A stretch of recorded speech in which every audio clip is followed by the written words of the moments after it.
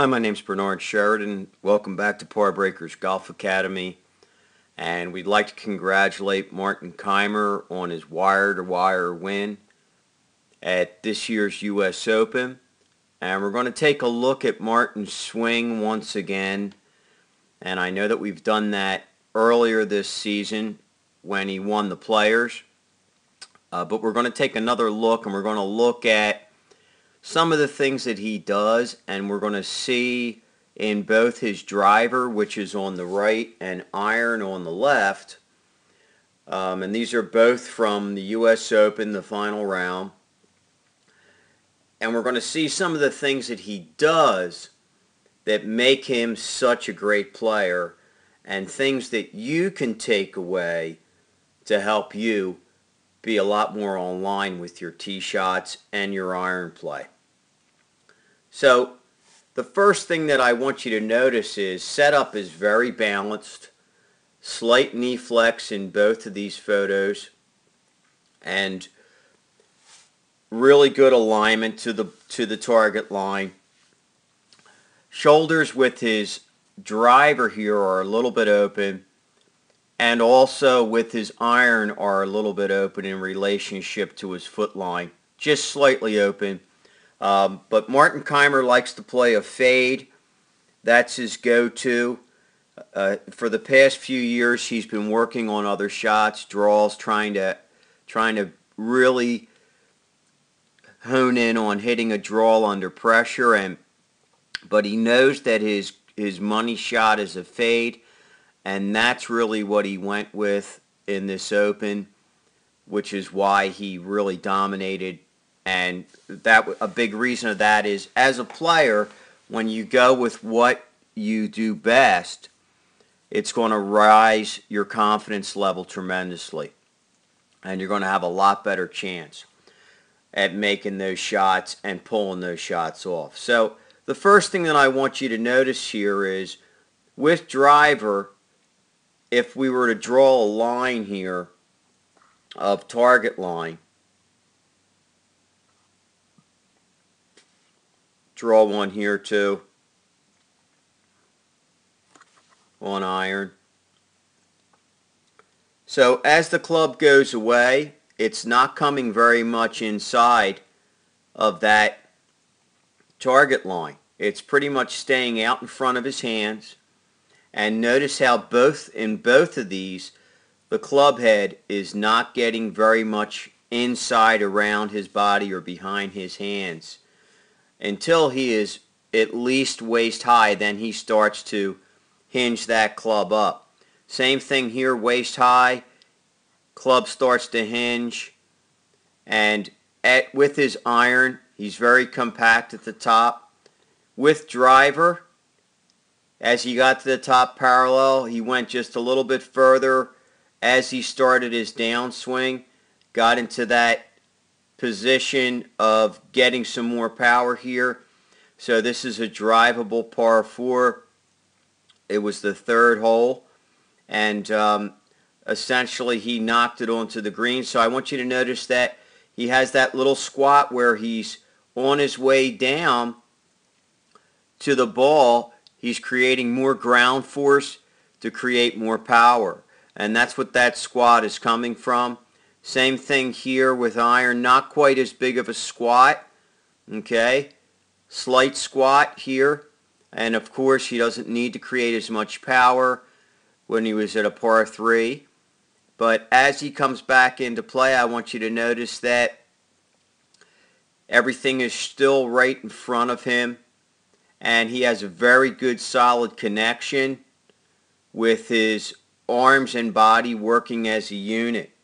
Okay, right about here is where he's really just pre-impact with driver and at impact with his iron. So we'll see that as he gets to impact with driver, there's not quite as much hip rotation here.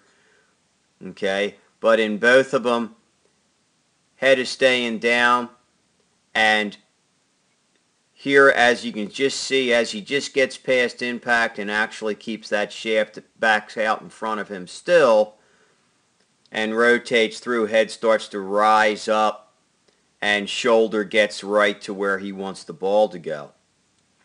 Again, same thing here with his driver.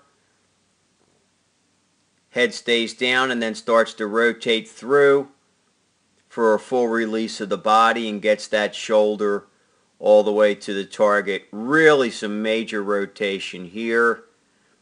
And we can notice too that at the finish, his foot is actually almost at 1 o'clock here, whereas this one with iron, because he wasn't creating as much torque and power, is more at about 11 o'clock.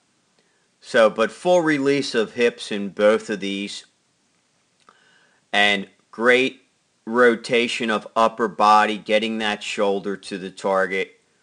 And the other thing that I want you to notice is where the shaft is in relationship to his body. So if we draw a line here on the shaft, we're going to see that that shaft is very parallel to his shoulders.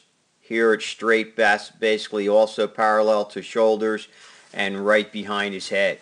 So we're not seeing a shaft that's getting into a position that's a lot more upright, which would be in a position like this, where we see some players, and that's where they're throwing the shaft up, and their body is actually, the shaft is actually going past their body and not staying with their body. So this is a good position to feel and to be in, and we want to notice that in both of these shots, the shaft is ending up in the same spot, okay, in relationship of its flatness towards the ground or parallel to the ground almost.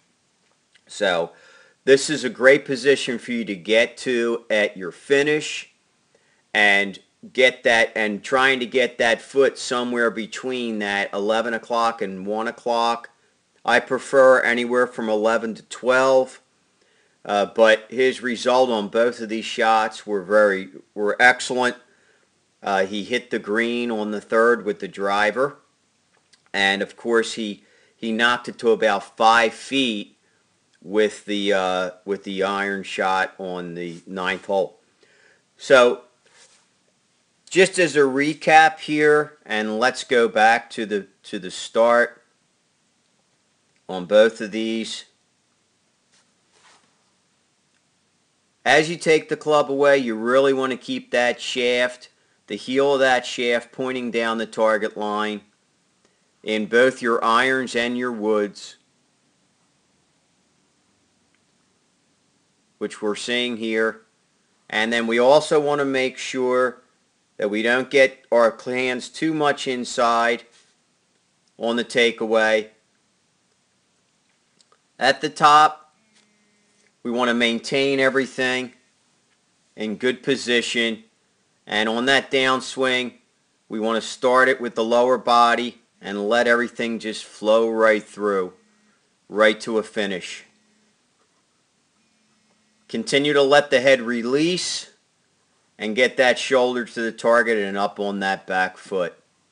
So once again, I'm Bernard Sheridan from Par Breakers Golf Academy. As always, thanks so much for joining us. Don't forget to go to our weekly podcast on iTunes and take a listen. We have a half-hour instructional podcast every week that's meant to help your game. And please leave your comments below, and we'll talk to you soon and see you next time. Until then, try to keep it in the short grass.